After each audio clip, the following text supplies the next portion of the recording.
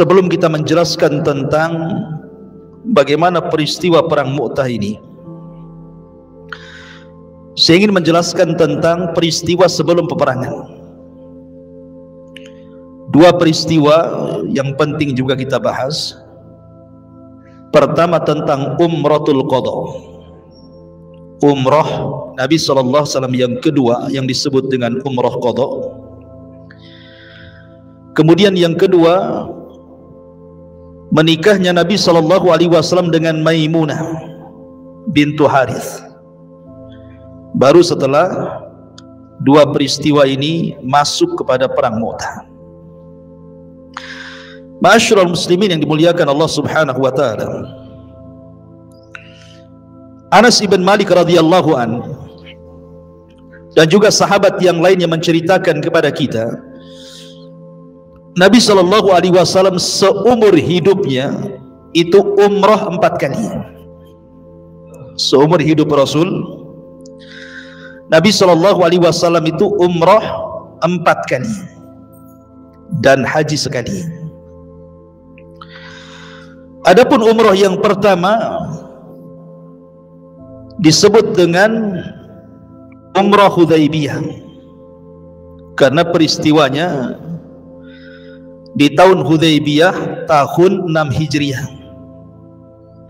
Tapi Nabi SAW tidak bisa umrah karena tidak boleh melangkah ke haram kecuali pasti akan diperangi, akan diserang oleh orang-orang kafir Quraisy.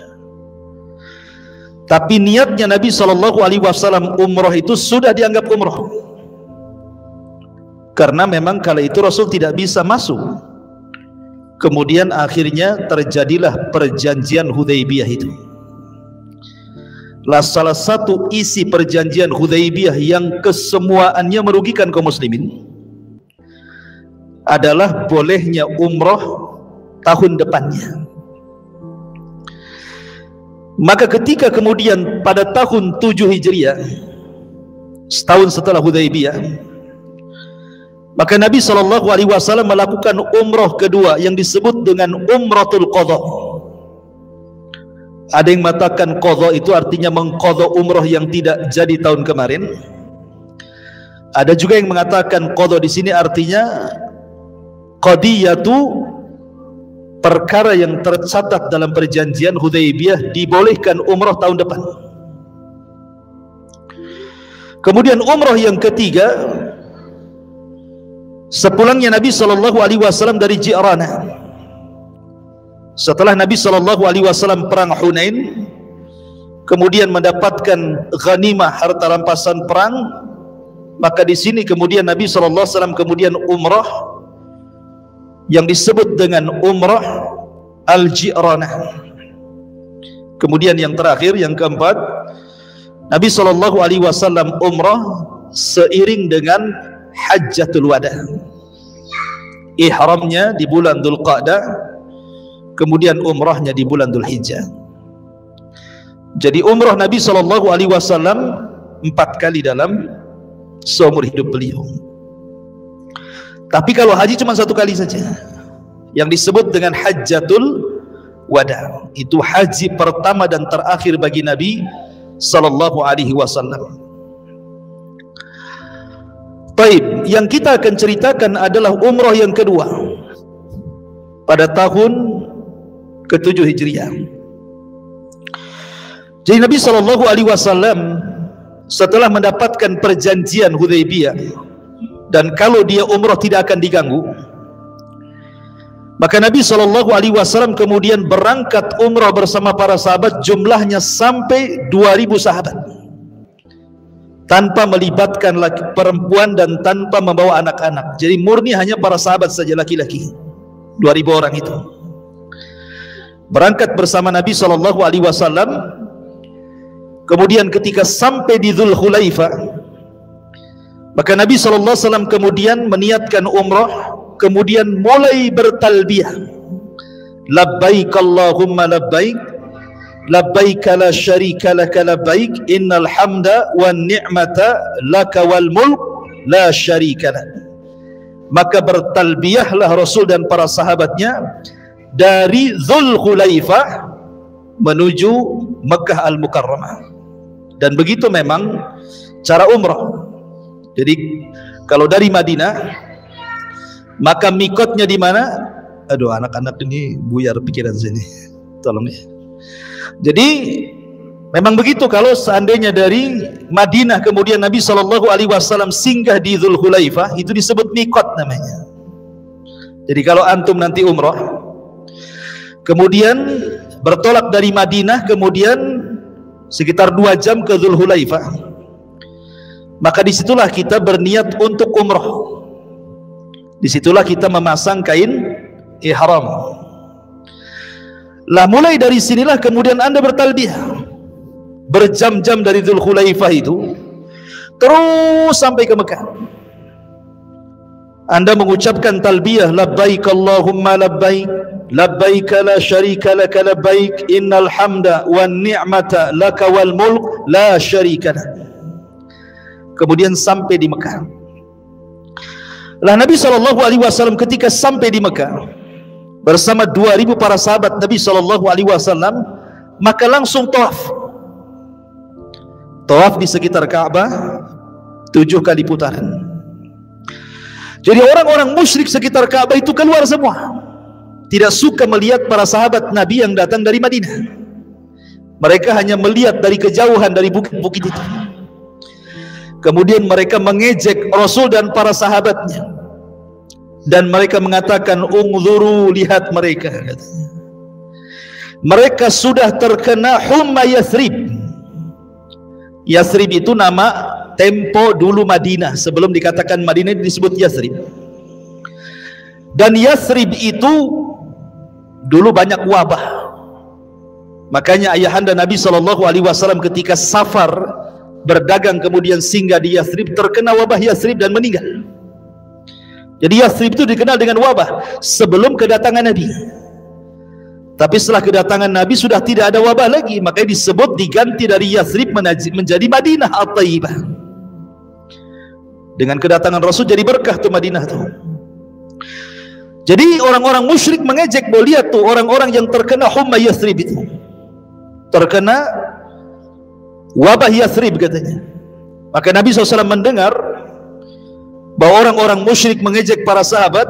Rasul SAW memerintahkan para sahabat saat tawaf pertama untuk memperlihatkan pundaknya, diselendangkan.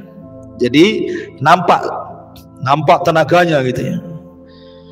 Dikiranya para sahabat itu orang yang kurus-kurus, ceking-ceking. Tidak. Justru kehidupan mereka di Madinah membuat para sahabat gagah berani, kuat, nampak ototnya. Maka Rasul menyuruh para sahabat untuk menyelendangkan kain ihramnya biar nampak tenaganya. Tengok, kuat gitu ya. Kemudian oleh Nabi disuruh untuk lari-lari kecil 3 putaran pertama. Dan itu sunnahnya tawaf seperti itu. Sunnahnya tawaf itu selendangnya dibuka, bahunya sebelah dibuka, kemudian 3 putaran pertama lari-lari kecil. Baru setelah putaran keempat sampai ke-7 bisa dibalikan, biasa jalan ya.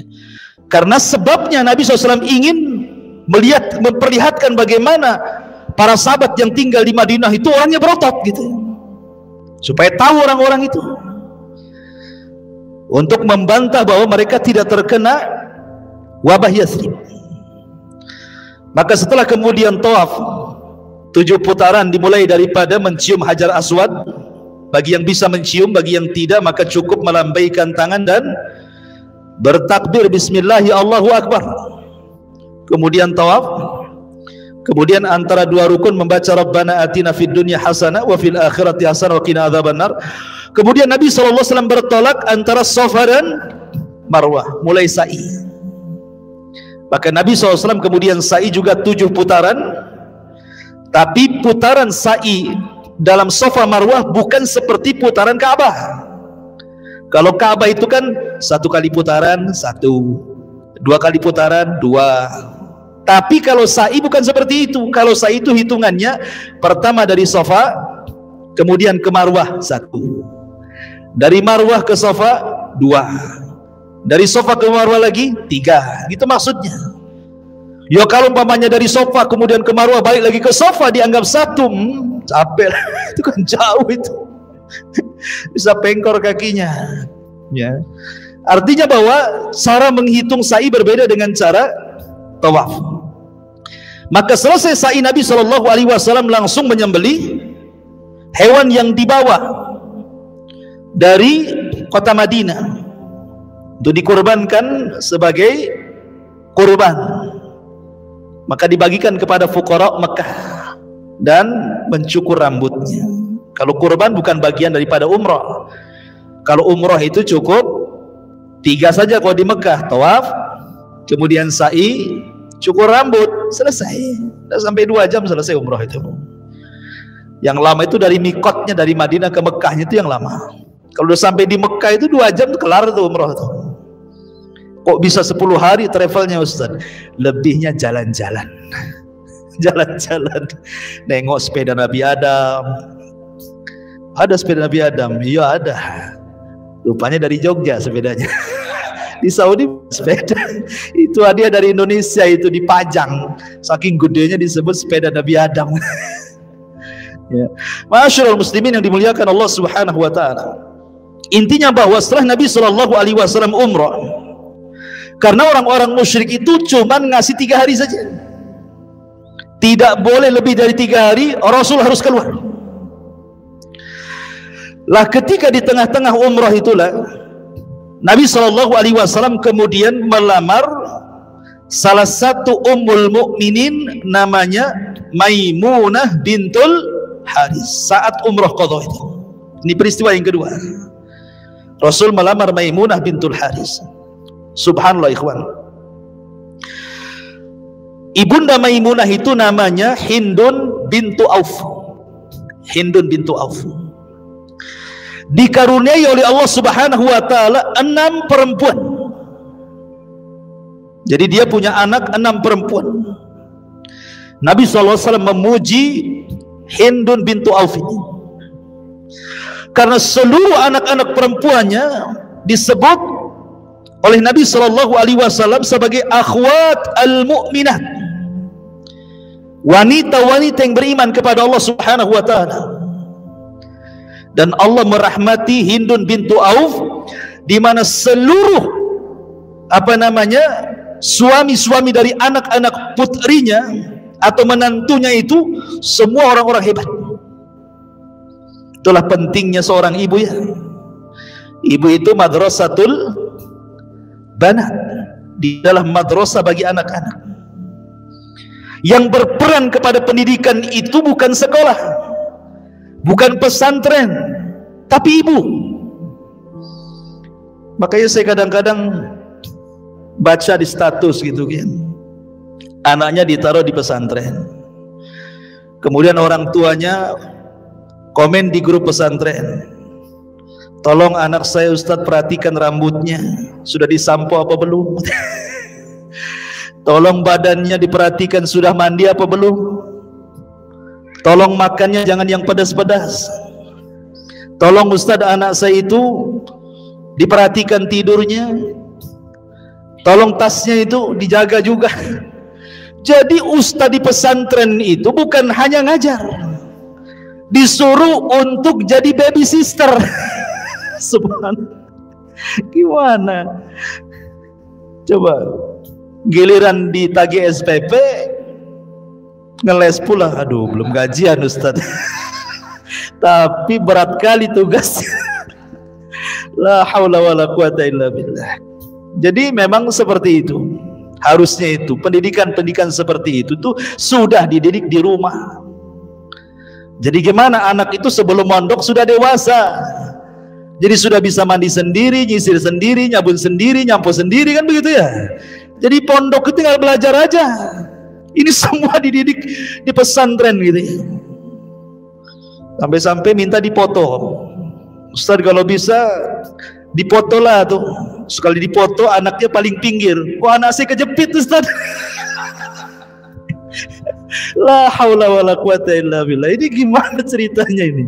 Banyak komplain wali murid ini. Tapi kembali.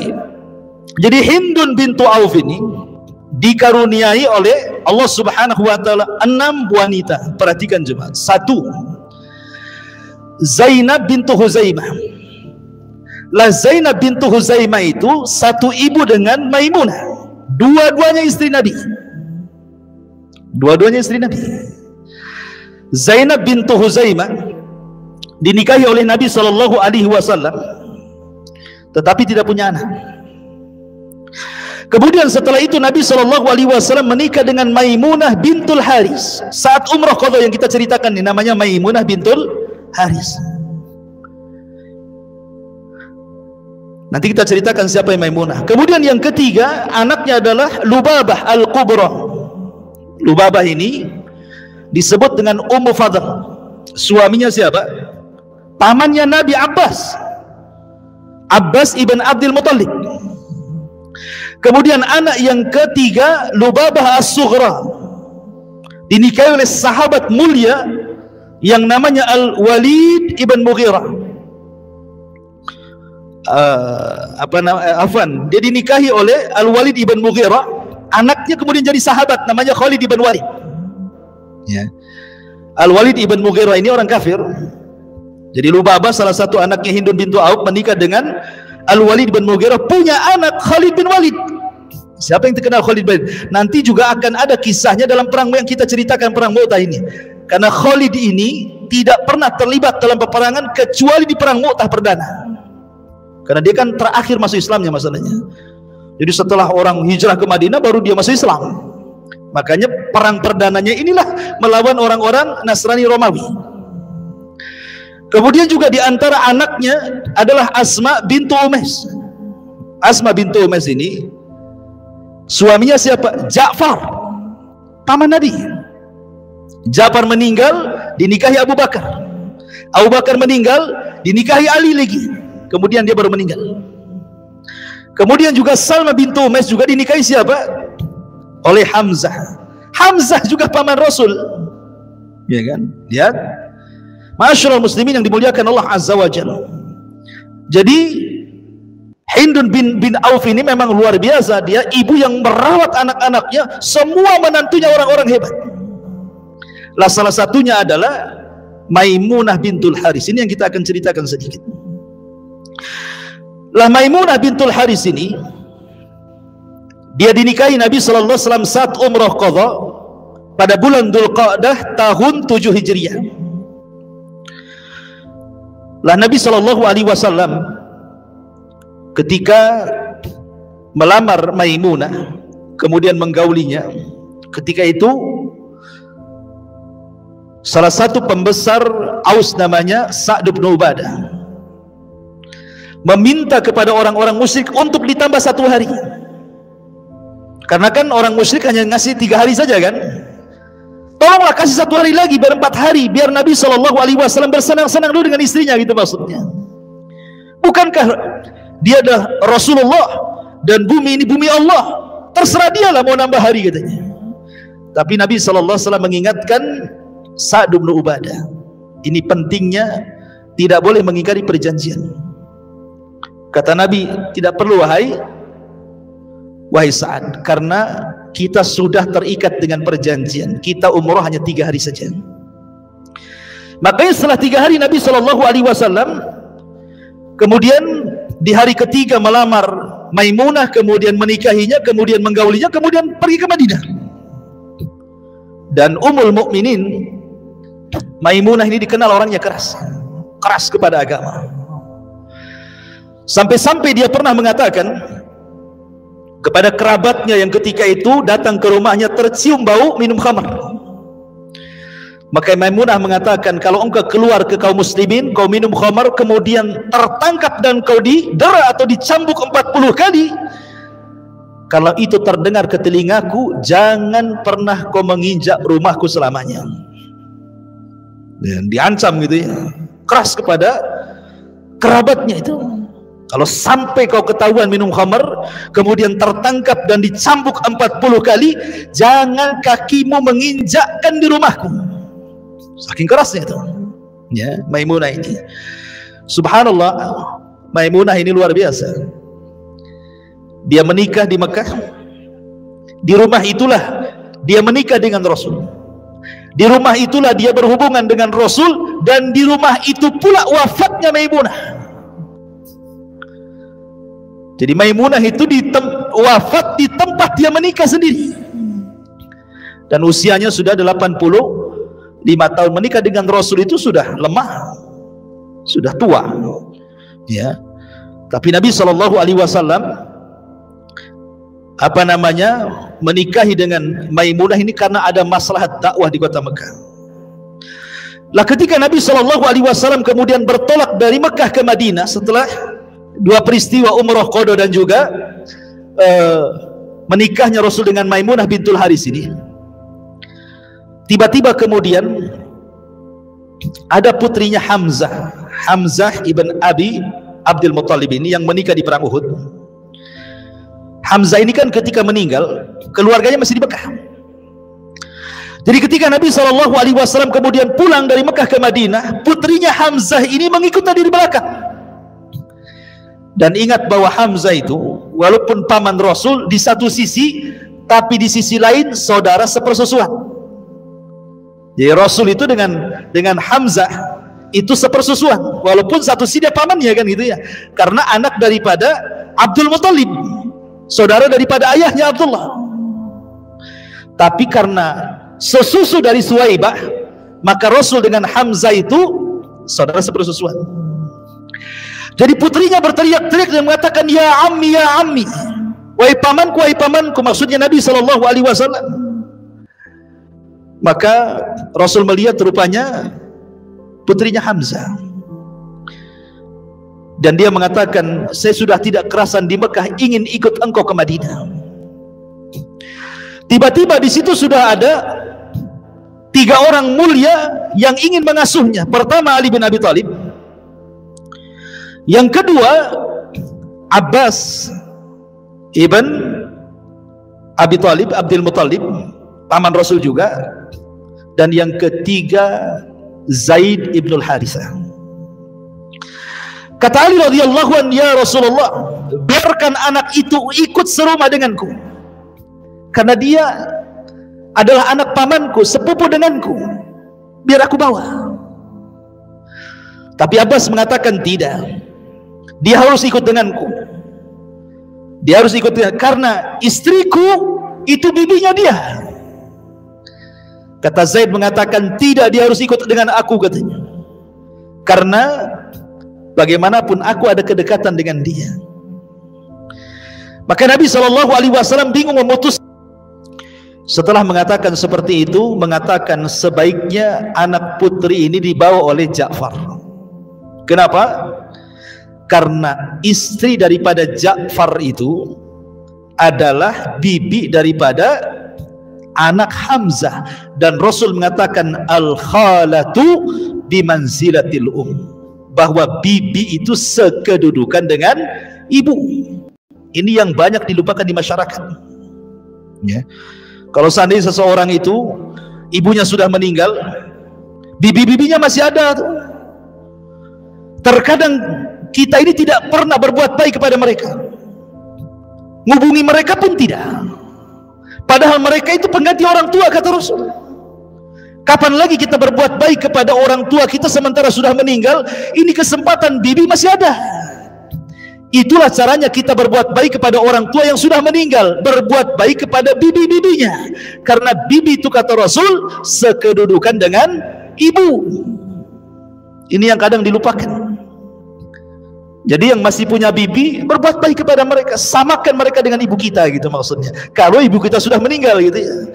Sebagaimana Rasul kemudian mengatakan kepada Ja'far, wahai Ja'far, kau yang berhak mengambil putrinya Hamzah, karena istrimu adalah bibinya dia, dan bibi itu sekedudukan dengan ibu, ya.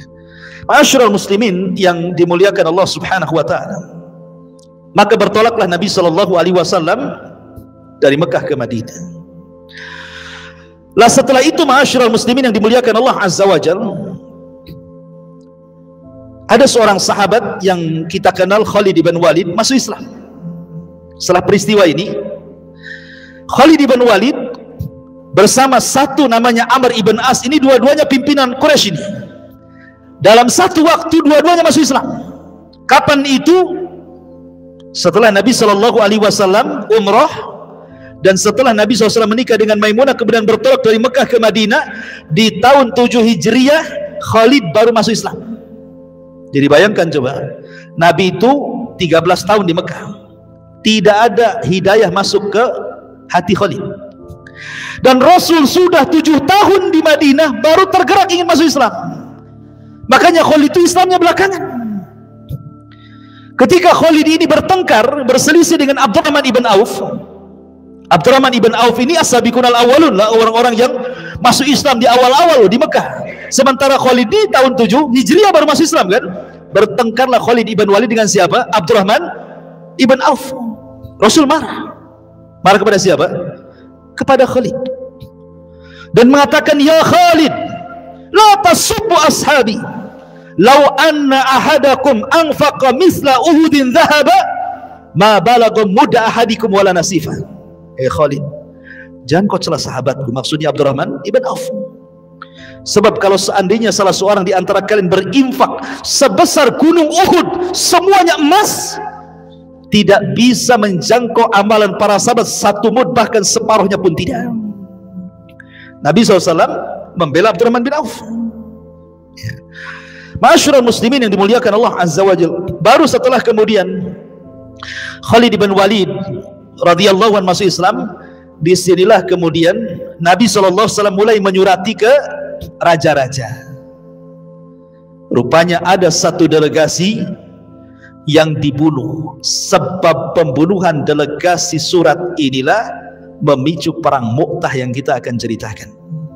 Karena tidak boleh delegasi itu dibunuh, ikhwan. Sampai sekarang tidak boleh. Yang mengantarkan surat delegasi kerajaan ke kerajaan itu dilarang untuk dibunuh. Kalau dibunuh sama dengan ngajak perang. Ma'asyiral muslimin yang dimuliakan Allah Azza wa Jalla.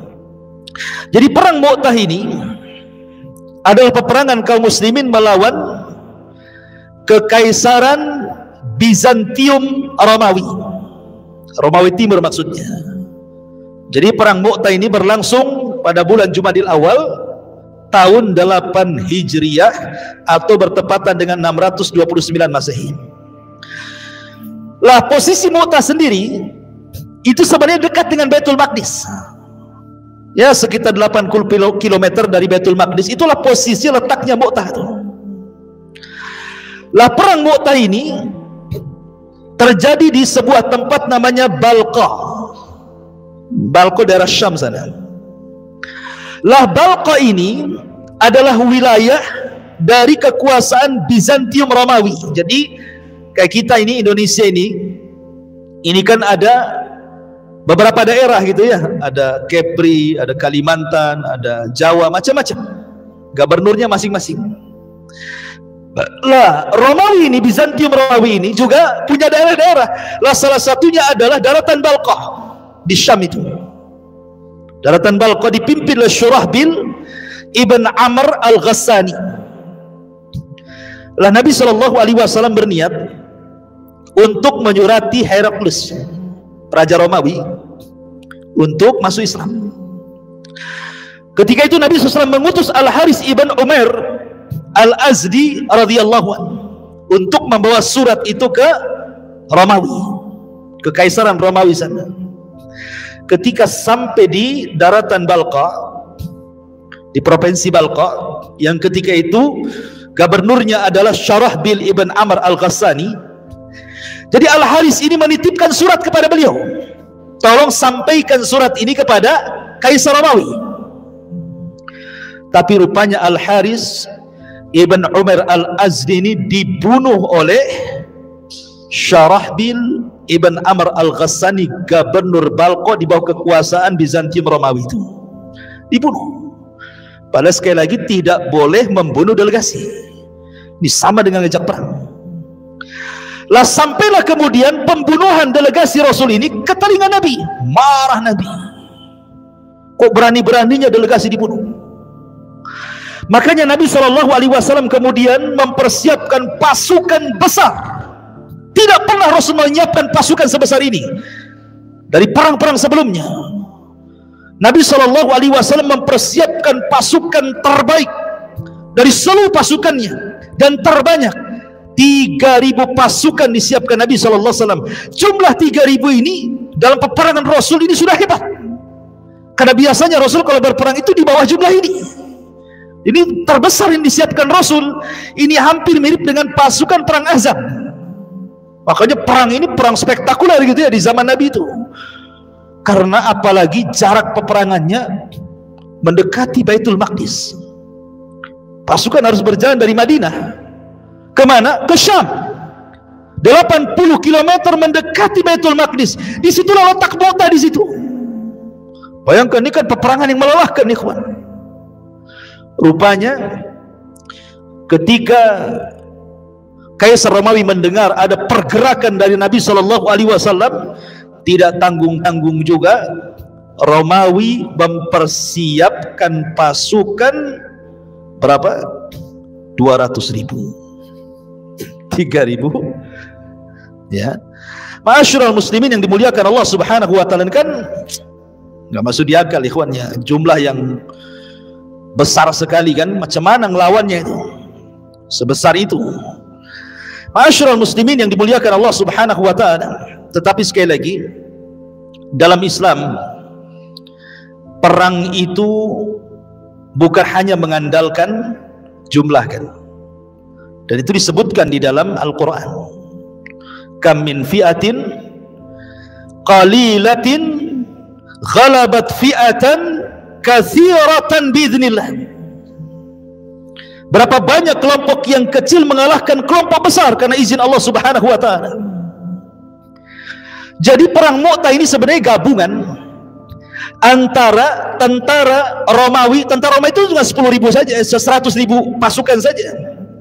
Yang 100.000 pasukan itu gabungan dengan orang-orang musyrik Arab yang mereka tidak suka dengan Nabi. Mereka tidak suka dengan Nabi SAW, makanya kemudian bergabung bersama orang-orang Romawi sehingga jumlahnya menjadi 200.000 orang. Tentara kaum muslimin sekali lagi hanya 3.000 melawan 200.000. Itu 1 banding berapa? Nggak ada bandingannya. Ma'asyiral muslimin yang dimuliakan Allah Subhanahu wa ta'ala. Tapi sekali lagi, kemenangan itu bukan dari pasukan, tapi kemenangan itu datang dari Allah Subhanahu wa ta'ala. Ma'asyiral muslimin yang dimuliakan Allah Azza wa Jalla. Maka Nabi SAW mulai mempersiapkan pasukan 3.000 orang, dan Nabi SAW memilih pemimpin-pemimpin yang luar biasa. Pemimpin pertama Nabi SAW memilihkan Zaid ibn Harithah, langsung anak angkatnya Nabi, Zaid ibn Harithah ini. Kemudian Nabi SAW memerintahkan yang kedua Ja'far ibn Abi Talib. Ja'far ibn Abi Talib. Dan Ja'far ini adalah orang yang dijuluki pemilik 2 sayap di sorga, karena nanti dalam perang Mu'tah itu tangannya terputus, dan Rasul mengatakan Allah sudah menggantikan kepada Ja'far itu 2 sayap di sorga, dan dia akan terbang sesuka dia di sorga. Kemudian Nabi SAW memilih dari kalangan Ansar satu, namanya Abdullah ibn Rawahah, orang yang luar biasa dalam ibadahnya. Nanti diceritakan sedikit biografi beliau. Inilah pemimpin-pemimpin Nabi SAW. Pertama, Zaid. Kalau seandainya Zaid meninggal, bendera dipegang oleh Ja'far. Kalau seandainya Ja'far meninggal, dipegang oleh Abdullah ibn Rawahah. Dan yang keempatnya tidak disebutkan siapa. Walaupun kemudian dalam peperangan akhirnya bendera itu diambil oleh Khalid ibn Walid dan di tangannya kemenangan. Ma'asyiral muslimin yang dimuliakan Allah Azza wa Jalla, kebiasaan Rasul dalam setiap peperangan atau mengutus pasukan perang, maka Nabi SAW biasanya memberikan wasiat dengan takwa. Jadi sebelum melepaskan pasukan itu, Nabi SAW mengingatkan mereka tentang takwa. Maka kita juga sama, apabila bukan hanya mengirim pasukan, kalau ada keluarga kita yang safar pun doanya kan seperti itu kan ya, astaudiukallah takwa, aku titipkan kepada Allah, mudah-mudahan kau bertakwa sampai tempat kan itu.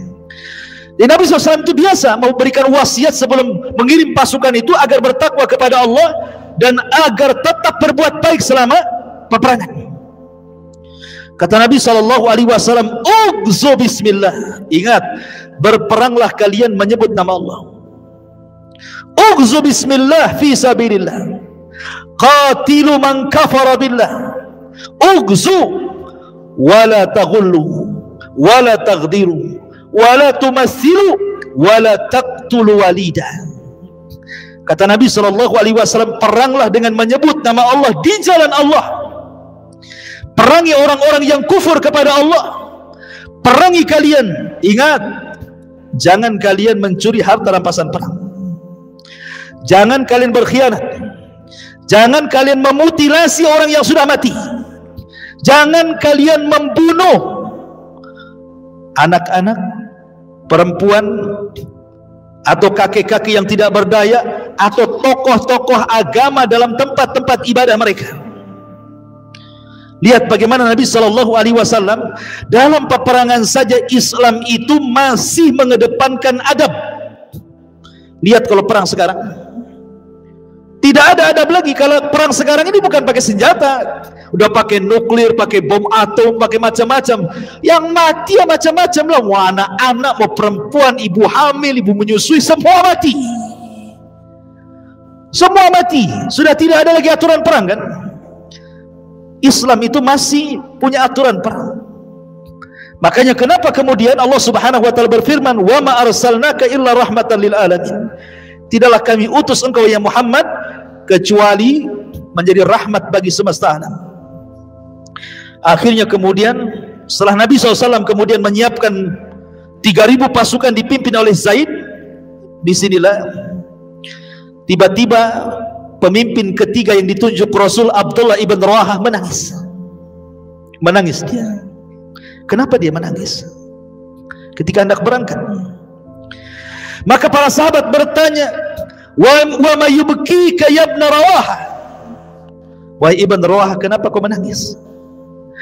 Faqala, maka Abdullah ibn Rawahah mengatakan, "Ama wallah ma bihubbud dunya wala sababatun bikum, walakinni sami'tu Rasulullah sallallahu alaihi wasallam yaqra'u ayatan min kitabillahi azza wa jal yadhkuru fiha an-nar wa in minkum illa wariduha kana ala rabbika hatman maqdiya falastu adri kaifa li bis-sadri ba'da al-wurud." Katanya Abdullah ibn Rawahah radhiyallahu anhu mengatakan, "Demi Allah, aku menangis bukan karena cinta dunia, bukan karena aku meninggalkan rumahku, meninggalkan bisnisku, meninggalkan gemerlap keduniaanku dan aku harus mengarah kepada kematian dalam jihad. Bukan itu. Atau bukan karena aku menangis karena boleh jadi mungkin kita tidak akan bersama lagi bersama kalian wahai sahabat-sahabatku. Tetapi aku teringat dengan sabda Nabi SAW, kata Abdullah ibn Rawahah, ketika beliau menyebut tentang neraka. Kemudian Abdullah ibn Rawahah membacakan ayat, "Wa in minkum illa wariduha kana ala rabbika hatman maqdiya." Dan tiada seorang pun dari kalian melainkan pasti akan mendatangi neraka. Maksudnya akan meniti di titian Siratal Mustaqim. Semua kalian akan melewati itu. Dan titian itu kan bawahnya jahanam. Artinya kita akan melintasi neraka. Semua pasti. Kemudian beliau mengatakan, hal itu bagi Rabbmu adalah sebuah kepastian yang sudah ditetapkan, dan aku tidak tahu posisiku setelah penyeberangan titian itu. Apakah aku berhasil menyeberang, ataukah justru aku jatuh dari titian dan masuk ke jahanam? Karena Abdullah ibn Rawahah sudah merasakan bahwa tidak akan selamat dalam peperangan ini. Dia khawatir kematiannya suul khotimah. Makanya dia ingatkan kepada para sahabat Nabi SAW tentang ayat ini. agar diperbaiki niat kalian dalam berjihad, itu maksudnya, agar ikhlas lillah, karena Allah Subhanahu wa taala, li'ala'i kalimatillah, untuk meninggikan kalimat Allah Subhanahu wa taala. Ketika kemudian Abdullah ibn Rawaha mengatakan seperti itu, maka kaum muslimin berusaha untuk menenangkan Abdullah ibn Rawaha. Kemudian mengatakan, sahibakumullah wa dafa'ankum. Semoga Allah Subhanahu wa taala menyertai engkau wahai Abdullah ibn Rawaha dan melindungi dirimu, dan kau bisa kembali dengan selamat. Apa kata Abdullah ibn Rawaha? Lakinni as'alur rahman maghfiratan wa dharbatan dhata far'in taqdhifu zabada aw ta'natan biyadai harrana mujhizatan biharbatin tunkidul akhsha'a wal kabida hatta yaqulu idza marru ala jadathi arsyadakallahu min ghazin wa qad rasyada. Kemudian Abdullah ibn Rawaha ini seorang pelantun syair. Dia mengatakan, kata Abdullah ibn, tetapi aku memohon ampunan pada Sang Maha Penyayang, dan pukulan dahsyat yang memancarkan darahku, atau tikaman dari orang-orang yang haus darah, dengan tombak yang menebus usus dan hatiku, hingga orang-orang berkata tatkala melewati kuburanku, semoga Allah memberi petunjuk kepada tentara, dan ia telah mendapatkannya. Artinya Abdullah ibn Rawaha mengatakan, tidak, kalian tidak perlu mendoakan keselamatan, karena aku ingin mati di situ. Begitulah para sahabat. Tujuan mereka jihad, memang ingin mati syahid. Karena ada kisah-kisah yang lucu-lucu gitu ya. Ada orang yang ingin perang, tiba-tiba datang ke dukun biar kebal bacok, biar kebal peluru. Datang ke dukun, musyrik dulu baru jihad. Coba, ada orang itu datang ke dukun, tolong dikasih jimat supaya kebal. Lah tujuannya perang itu apa? Kan mati syahid. Kalau sahabat tuh kan hidup mulia atau mati syahid, kan begitu sahabat tuh ya. Ini coba seandainya dia datang ke dukun, betul-betul dia dapat jimat, tiba-tiba di tengah-tengah peperangan jimatnya jatuh, ketembak mati. Itu apa hukumannya itu? Itu musyrik namanya, mati di atas kesyirikan. Coba, mati konyol. Masyarul muslimin yang dimuliakan Allah Azza wa Jalla. Maka Nabi SAW akhirnya kemudian mengantar mereka sampai ke benteng kota Madinah. Kemudian Abdullah ibn Rawaha ketika mendengar bahwa tentara orang-orang Romawi itu jumlahnya sampai 200.000, sementara tentara yang dibawanya hanya 3.000. Sahabat ini ya manusiawi, ada sedikit gentar-gentar, itu ada. Sehingga kemudian sebagian sahabat mengatakan kepada Abdullah ibn Rawaha, naktubu li Rasulillah sallallahu alaihi wasallam fanukhbiruhu bi'adadin aduwina.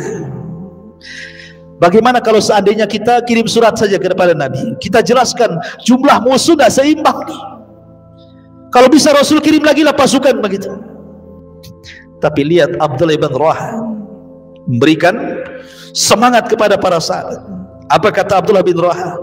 Wallahi ya kaum, innal ladzi taqrahuna lalladzi kharajtum lahum tatlubuna syahada wa man nuqatilul adwa bi'uddatin wala quwwatin wala kasratin ma nuqatiluhum illa bihadza ad-din alladhi aqramana Allah bih fantalaqu fa innama hiya ihdal husnayaini imma zuhurun wa imma syahadatun.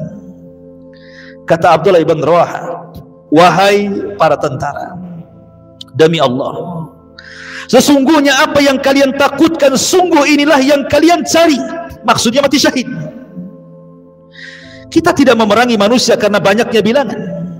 Kita tidak memerangi manusia karena kekuatan persenjataan. Kita memerangi manusia bukan karena kehebatan, tapi kita memerangi mereka karena agama Islam yang telah memuliakan kita semuanya. Bangkitlah kalian, perangi musuh kalian. Sesungguhnya di hadapan kita hanya ada dua pilihan: kalian hidup mulia atau pulang mati syahid. Bangkit semangat sahabat. Akhirnya walaupun hanya 3.000 pasukan, di depannya 200.000 pasukan, tidak gentar mereka. Ketika sudah sampai di Balqa, di Mu'tah, 80 meter dari Baitul Maqdis, Masjidil Aqsa itu, Nabi SAW mengajarkan kepada para sahabat, ingat, Nabi SAW kalau melakukan penyerangan, maka Rasul menentukan waktunya. Kapan? Setelah sholat subuh. Itu kebiasaan Rasul dan para sahabat. Rasul SAW tidak menyerang di waktu siang. Rasul tidak pernah menyerang di waktu sore, apalagi malam. Tapi Nabi SAW selalunya menyerang setelah sholat subuh. Alasannya apa? Sering saya kisahkan atau saya ceritakan kepada antum. Karena di waktu subuh itu ada angin kemenangan yang disebut dengan sobah. Diambil dari sobah, sobahul khair, sobah. Jadi anginnya namanya sobah. Kata Nabi SAW, nusirtu bis sobah wa uhlikatil adu bid dapur. Aku ditolong dengan angin pagi sebagaimana kaum Ad dihancurkan dengan angin sore. Dan Allah mengatakan fal mughirati subha dalam surah Al-Adiyat, wal adiyati dhabha fal muriyati qadha fal mughirati subha. Apabila Rasul dan sahabatnya menyerang, pasti di waktu subuh. Selepas sahabat subuh baru mereka nyerang. Begitulah aturannya. Makanya kenapa seorang Yahudi, jenderal Yahudi Israel pernah mengatakan, kalau seandainya orang-orang yang sholat subuh di Palestina itu jumlah mereka seperti jumlah sholat Jumat, maka mereka akan mengalahkan kita. Itu pernyataan Yahudi itu. Masalahnya sholat subuh tidak seperti sholat Jumat masalahnya, makanya kalah terus. Coba lihat sholat subuh kita ini. Kalau di umumnya di tempat-tempat di luar-luar Batam itu kadang-kadang sudah kakek-kakek, sudah renta-renta, sudah sepuh-sepuh kan, itu punya dekat-dekat rumahnya masjid. Anak-anak muda itu entah berantah kemana, ada di mana mereka. Di pesantren saja memang sudah aturan kan itu ya. Jadi sholat fajar itu marbut bil falah, terikat dengan kemenangan. Ya, masyarul muslimin yang dimuliakan Allah Subhanahu wa taala. Maka setelah subuh bergeraklah pasukan. Di hari pertama para sahabat berperang dengan sangat sengit.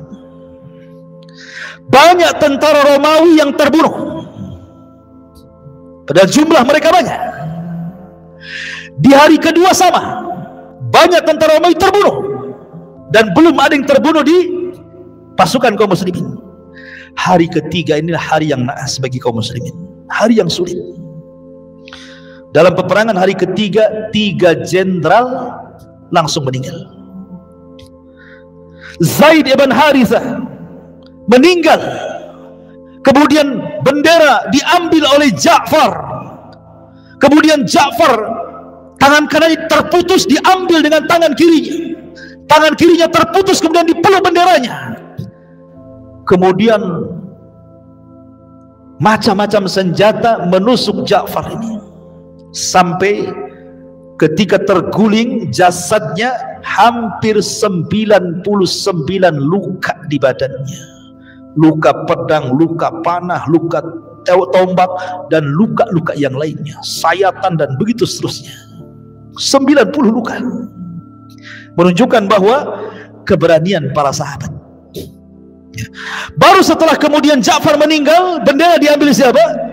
Abdullah ibn Rawahah. Tapi sayang, Abdullah ibn Rawahah pun kemudian harus meninggal mati syahid. Bayangkan kondisi seperti ini. Kondisi ketika 3 pasukan ini, tiga jenderal ini meninggal dalam peperangan, sedikit banyak itu membuat ciut pasukan kan? Ya, sedikit banyak membuat ciut pasukan. Padahal strategis peperangan itu sudah luar biasa. Pasukan depan, pasukan belakang, pasukan kanan, kiri, tengah, pasukan inti, dan begitu seterusnya. Memang sudah luar biasa strategisnya itu. Tapi ketika para pemimpinnya kemudian satu persatu mati syahid, otomatis ada sedikit keciutan dari pasukan itu. Makanya kemudian setelah peperangan ini berhenti sesaat, kemudian akhirnya pasukan pun mundur. Kemudian ada seorang namanya Thabit ibn Arqam yang ketika itu memegang bendera sebagai pengganti tiga panglima yang gugur itu. Kemudian mengatakan, ya ma'syaral muslimin istalihu ala rajuli minkum. Wahai kaum muslimin, pimpinan kita tiga-tiganya sudah wafat. Sebaiknya kan harus segera memilih pemimpin untuk melanjutkan perang ini. Akhirnya semua tertuju kepada siapa? Khalid ibn Walid. Padahal Khalid ibn Walid tidak ditunjuk menjadi pemimpin perang, karena itu juga perang perdana masalahnya. Tetapi para sahabat paham siapa Khalid. Di perang Uhud, kenapa kaum muslimin meninggal? Kalah gitu ya. Itu karena jasanya Khalid di tengah-tengah orang-orang musyrik. Dia yang menghabisi para pemanah dari atas dan berhasil memukul mundur kaum muslimin sehingga terjadi kekalahan di Uhud. Siapa penyebabnya? Khalid ketika itu yang memukul mundur kaum muslimin ketika masih musyrik. Dia bisa memutar bagaimana caranya. Makanya Khalid itu luar biasa. Ketika dipilih oleh Khalid, maka disitulah kemudian Khalid membuat strategis luar biasa. Apa yang dilakukan oleh Khalid? Yang pertama, dia melakukan penyusunan dan menyatukan kembali barisan pasukan kaum muslimin setelah terjadi porak-poranda. Wajar karena gugurnya tiga panglima yang memimpin sebelumnya. Berusaha untuk menyatukan kembali, memberikan semangat kepada pasukan. Kemudian yang kedua, Khalid melakukan kamuflase. Dia hendak membuat pasukan itu jangan disangka pasukan yang menyerang hari berikutnya itu bukan pasukan yang kemarin, seolah-olah ada pasukan baru. Maka oleh Khalid didandani lagi, seolah-olah bukan pasukan kemarin, ini pasukan baru, padahal itu juga tuh pasukannya ya. Dandanannya dibuat baru, benderanya dibuat baru, strategisnya dibuat baru, membuat apa strategi kamuflase bahasa kitanya, supaya jangan disangka ini pasukan kemarin, ini pasukan lain ini, dan itu bisa menggentarkan musuh dengan kepiawaian Khalid ini gitu. Kemudian yang ketiga, maka Khalid pun menarik mundur pasukan kaum muslimin secara teratur dan terencana tentunya, dengan tujuan supaya mengurangi korban jiwa dari kaum muslimin. Khalid pun kemudian setelah kemudian berusaha memukul mundur, kemudian Khalid pun mundur bersama pasukan supaya jangan dilanjutkan perangnya, karena orang Romawi sudah ketakutan dan mereka tidak mengejar juga. Maka Khalid pun kemudian pulang ke Madinah membawa pasukan yang selamat, sebab kalau terus dilakukan peperangan pasti semua syahid, gak imbang dengan pasukan. Maka strategis yang ketiga, sebaiknya Khalid pulang dan mengatur pasukan lain nanti menggempur berikutnya gitu maksudnya. Tapi sayang kemudian ijtihad Khalid ini akhirnya mendapatkan cemoohan penduduk Madinah, karena ketika pulang warga Madinah itu melempari dengan debu-debu pasukan itu, subhanallah. Dan mereka mengatakan kepada pasukan itu, ya firar, farartum fi sabilillah. Orang-orang yang lari dari peperangan, kenapa kau lari di jalan Allah, katanya. Tapi Nabi SAW kemudian membela pasukan dan Khalid dan mengatakan, laisu bil firar walakinnahum qurrar insyaallah. Mereka bukan pasukan yang lari dari peperangan, tapi mereka pasukan yang hendak mempersiapkan pasukan yang akan kembali menyerang, kata Rasulullah ya. Dan itu strategi solid seperti itu. Ma'asyiral muslimin yang dimuliakan Allah Subhanahu wa taala, lah saat peperangan itu ikhwan, Nabi SAW terutama ketika meninggalnya pemimpin-pemimpin perang, tentu Jibril memberitahu Rasul berada di Madinah kan, sehingga kemudian Nabi SAW berkhutbah berkhutbah di hadapan manusia itu. Jadi Rasul sedang berkhutbah, di Mu'tah sedang perang, satu persatu itu gugur para jenderal itu. Kemudian kata Nabi SAW dalam khutbahnya, ya ma'syaral muslimin, wahai kaum muslimin, as-salatul jami'ah. Salatul jami'ah itu artinya panggilan ketika ada kabar genting, maka panggilannya as-salatul jami'ah. Seperti salat kusuf itu kalau gerhana, maka jangan azan, tetapi cukup as-salatul jami'ah. Nanti orang datang dari mana-mana. Kata Nabi SAW, telah sampai kabar kepadaku, telah sampai kabar kepadaku, sesungguhnya Zaid telah meninggal dan dia mati syahid. Mintakan ampun kepada Allah kepada Zaid. Kemudian Ja'far juga telah mati syahid. Mintakan ampun kepada Allah agar dosa-dosa Ja'far diampuni, dan aku bersaksi bahwa dia mati syahid. Kemudian Abdullah ibn Rawahah pun sudah gugur dan dia mati syahid. Mintakan ampun kepada Allah akan dosa-dosa Abdullah ibn Rawahah. Kemudian Rasul mengatakan, dan sekarang bendera sedang dipegang oleh Khalid ibn Walid. Dari mana Rasul tahu coba? Kalau zaman sekarang iya ada WA, tinggal di WA aja Nabi. Zaman dulu bagaimana cara tahunya bahwa bendera dipegang Khalid coba, kalau bukan wahyu kan?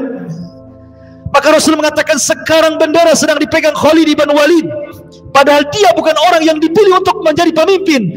Tetapi Rasul mengatakan, Allahumma hadza saifun min suyufika fansur bihi, ya Allah, dia adalah pedang dari pedang-pedangmu, tolonglah dia, menangkan peperangannya. Sejak itulah maka Khalid ibn Walid disebut Saifullah, pedangnya Allah subhanahu wa ta'ala, karena dalam perang Mu'tah berhasil memukul mundur musuh. Khalid ini memakai serban, di balik serban itu dia menyimpan 3 helai rambut Nabi.